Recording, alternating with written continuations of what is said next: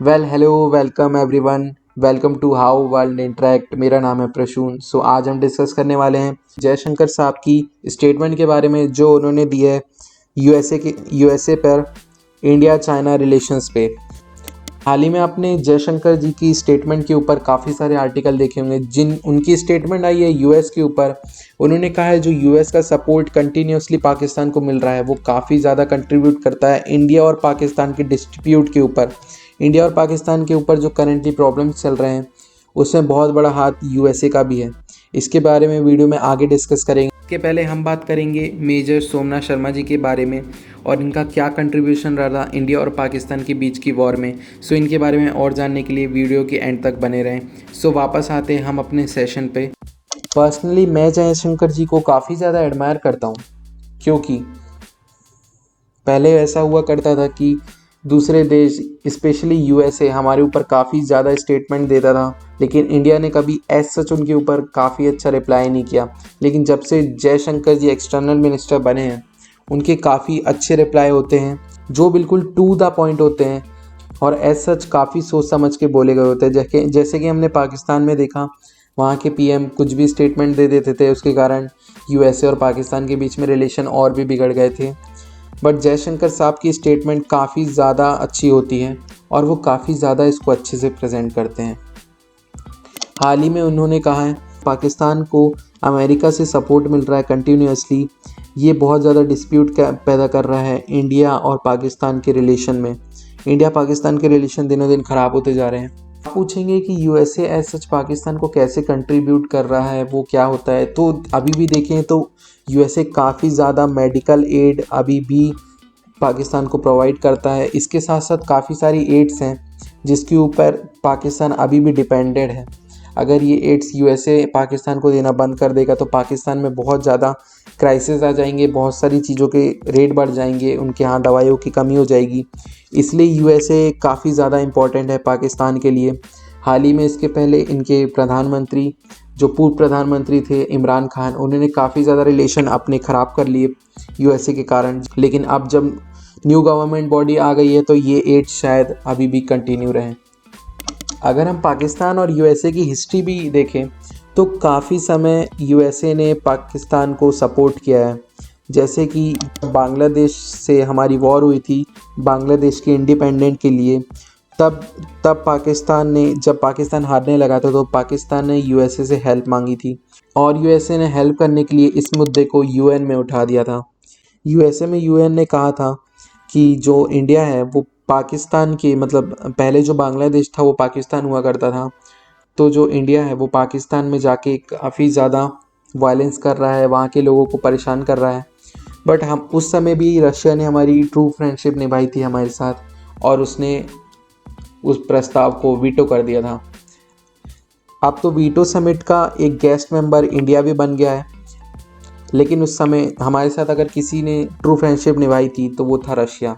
अभी भी सिर्फ 4 कंट्रीज़ के पास ही ये पावर है कि वो वीटो कर सकते हैं, उसमें से रशिया एक था जिन्होंने हमारे लिए वीटो किया था।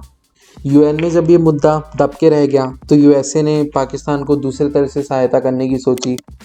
उस समय इंडिया का आईएनएस विक्रांत यहाँ पे था। जब पाकिस्तान ने यूएसए से हेल्प मांगी तो यूएसए ने अपना 7वां बेड़ा इंडिया सेंड कर दिया। 7वां बेड़ा शाद शिप्स का एक ग्रुप था जो शाद शिप्स के साथ एक साथ चलता था और ये काफ़ी ज़्यादा ख़तरनाक था इंडिया के लिए, क्योंकि आईएनएस विक्रांत इसके सामने काफ़ी ज़्यादा वीक पड़ जाता, क्योंकि एक बहुत बड़ा ग्रुप ऑफ शिप था। तब फिर से रशिया हमारे साथ आया और रशिया ने हमारे लिए भेज दिया 40वां बेड़ा। इसमें कुछ ये होता था कि 40 शिप का ग्रुप एक साथ चलता था और रशिया का सपोर्ट एक बार फिर इंडिया के लिए देख के यूएसए फिर परेशान हो गया और यूएसए एज सच कुछ ज़्यादा हेल्प नहीं कर पाया पाकिस्तान की। एज सच इंडिया की ही वॉर में जीत हुई थी इसमें, लेकिन उसके बाद भी यूएसए पाकिस्तान को आज की डेट तक काफ़ी सारे तरीक़ों से हेल्प करते हुए आया है। अब आप बोलेंगे कि ये तो पुरानी बात हो गई, अभी पाकिस्तान को यूएसए की इतनी ज़्यादा नीड क्यों है? क्योंकि अभी पाकिस्तान है FATF की ग्रे लिस्ट में। FATF क्या होता है? FATF एक फाइनेंशियल टास्क फोर्स है जो कि फाउंड की गई थी 1989 में G7 समिट के दौरान। ये मेनली डेवलप की गई है मनी लॉन्ड्रिंग जो कंट्री सपोर्ट करती है या जो कंट्रीज़ टेररिस्ट को फंड करती हैं उनको काउंटर करने के लिए। इसमें दो तरीके की लिस्ट होती हैं, एक होती है ब्लैक लिस्ट और एक होती है ग्रे लिस्ट। ब्लैक लिस्ट में ऐसा होता है जो कंट्री ओपनली सपोर्ट करती है मनी लॉन्ड्रिंग को, टेररिस्ट फंडिंग को, उनको ब्लैक लिस्ट कर दिया जाता है। वहाँ पे कॉल फॉर एक्शन होता है, मतलब वहाँ पे एक्शन लेना काफ़ी इंपॉर्टेंट होता है। वहीं अगर ग्रे लिस्ट के देखिए जिसमें पाकिस्तान अभी करंटली है, वहाँ पे भी टेरर फंडिंग होती है, मनी लॉन्ड्रिंग होती है। लेकिन ये grey list as a warning उनको दी जाती है कि अगर उन्होंने ये ग्रे लिस्ट को सीरियसली नहीं लिया तो वो ब्लैक लिस्ट में एंटर कर सकते हैं। अब पाकिस्तान आज के टाइम बहुत ज़्यादा ईगर हो चुका है एफएटीएफ की ग्रे लिस्ट में निकलने से, क्योंकि पाकिस्तान को बहुत सारा इससे लॉस फेस करना पड़ रहा है। इनको आईएमएफ लोन नहीं देता, इनकी काफ़ी कंट्रीज़ के साथ डेप्ट बढ़ते जा रही है, इनको अभी लोन की ज़रूरत है, लेकिन इनको लोन नहीं मिल सकता जब तक ये एफएटीएफ की ग्रे लिस्ट से बाहर नहीं निकल जाते। एफएटीएफ एक कंट्री को तभी रिमूव करता है जब वो कंट्री में ऑन साइट विजिट होती है एफएटीएफ के द्वारा। अभी ये विजिट इसलिए पोस्टपोन होते जा रही है क्योंकि अभी कोरोना काफ़ी ज़्यादा बढ़ रहा है पाकिस्तान में फिर से। सो अभी मुश्किल है कि पाकिस्तान में ये विजिट हो पाए, पर जैसे ही कोरोना हटे काफ़ी ज़्यादा चांसेस हैं कि एफएटीएफ ऑन साइट विजिट करेगा पाकिस्तान को और इस बार शायद पाकिस्तान ग्रे लिस्ट से निकल जाए।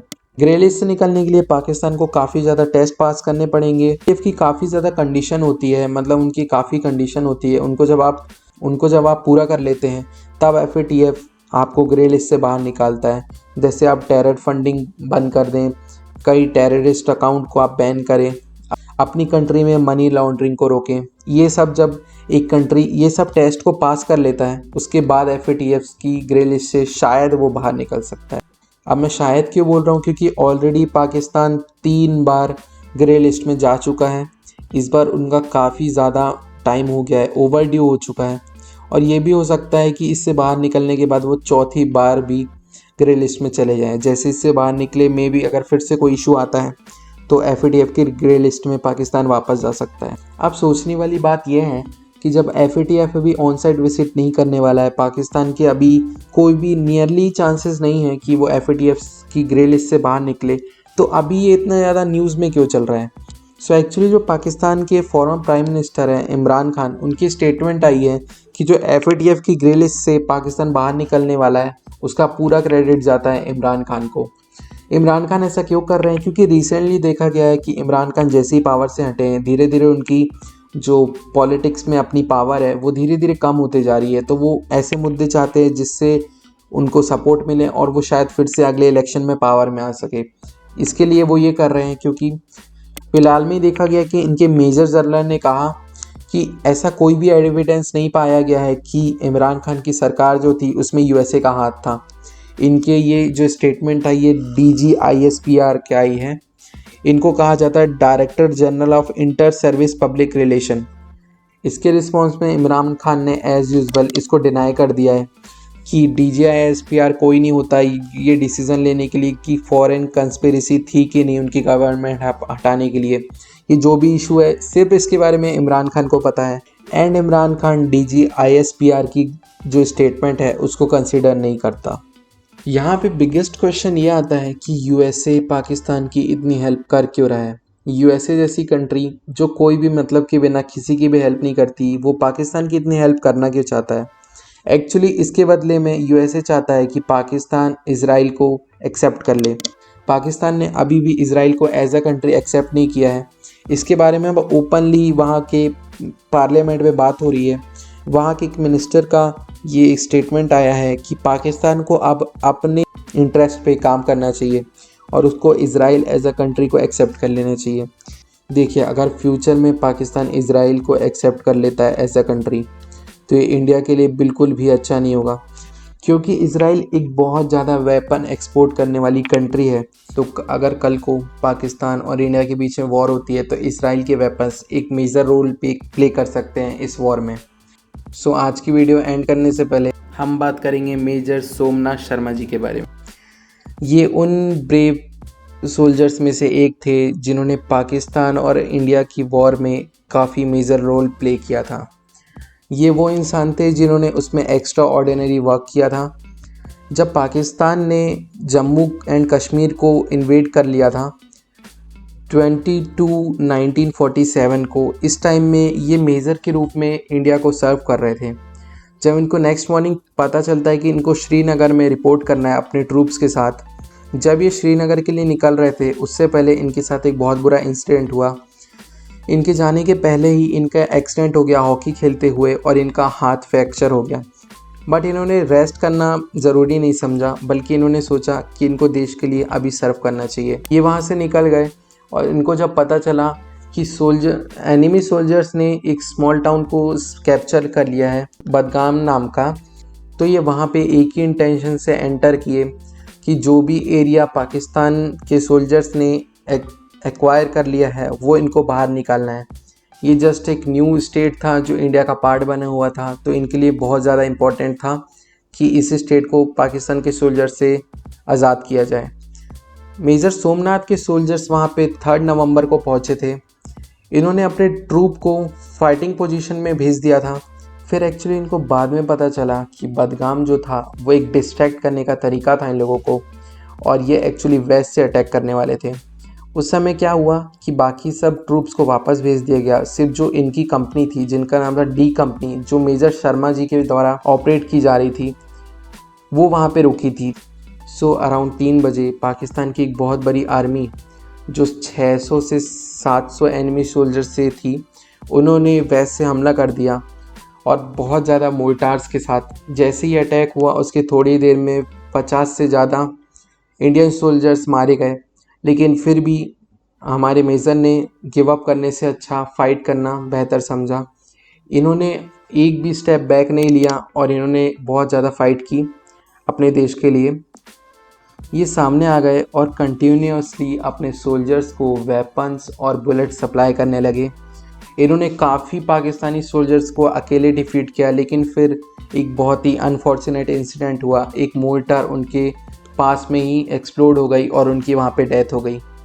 बट इन्होंने उसके बाद इनके साथ रहते हुए वो लोग काफ़ी ज़्यादा इनके सोल्जर्स मोटिवेट हुए और इन्होंने अकेले पाकिस्तान के सोल्जर्स का 6 घंटे तक सामने किया। उसके बाद जब आर्मी को एक्सटर्नल सपोर्ट मिला तो फाइनली इंडिया ने वो जगह फिर से एक्वायर कर ली। इनके करेज के लिए और इनकी अनब्रेकेबल स्पिरिट के लिए इनको अवार्ड किया गया था परमवीर चक्र और इंडिया के highest war time gallantry award को भी। ये फर्स्ट थे जिन्होंने अवार्ड लिया था। सो अगर आपको ये वीडियो पसंद आई है तो वीडियो को लाइक करें, नोटिफिकेशन बेल को डिमोलिश कर दें और मिलते हैं अगली वीडियो में। Okay, tata, bye bye, sayonara.